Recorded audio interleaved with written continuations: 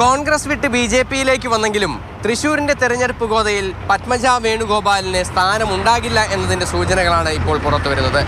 സുരേഷ് ഗോപിക്ക് വേണ്ടി പത്മജ പ്രചാരണത്തിന് ഇറങ്ങേണ്ടതില്ല എന്നുള്ളതാണ് ബി.ജെ.പിയുടെ ഇപ്പോഴത്തെ നിലപാട്.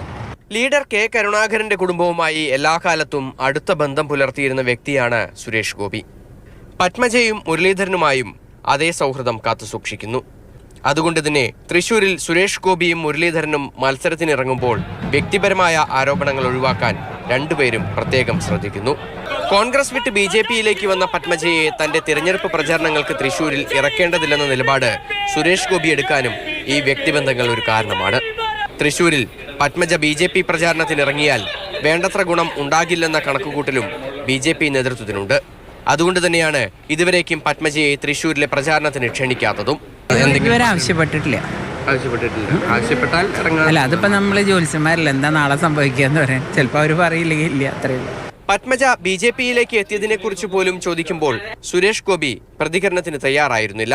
ഗംഭീരമായിട്ട് പോകുന്നു. എന്നെ കുറിച്ച് മാത്രം ചോദിക്കുക. കാരണം ഞാൻ വോട്ടേഴ്സിനെ മാത്രമേ എന്റെ മുന്നിൽ കാണുന്നുള്ളൂ.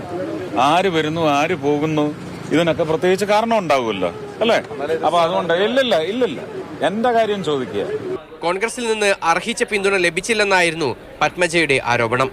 എന്നാൽ പാർട്ടി മാറിയ ശേഷം ആദ്യമായി തൃശൂരിലെത്തിയപ്പോൾ പോലും പത്മജയെ സ്വീകരിക്കാൻ ബി.ജെ.പി നേതാക്കൾ ഇല്ലാഞ്ഞത് ഏറെ ചർച്ചയായിട്ടുണ്ട്. എം.എസ്. ലിഷോയ്, മാതൃഭൂമി ന്യൂസ്, തൃശൂർ.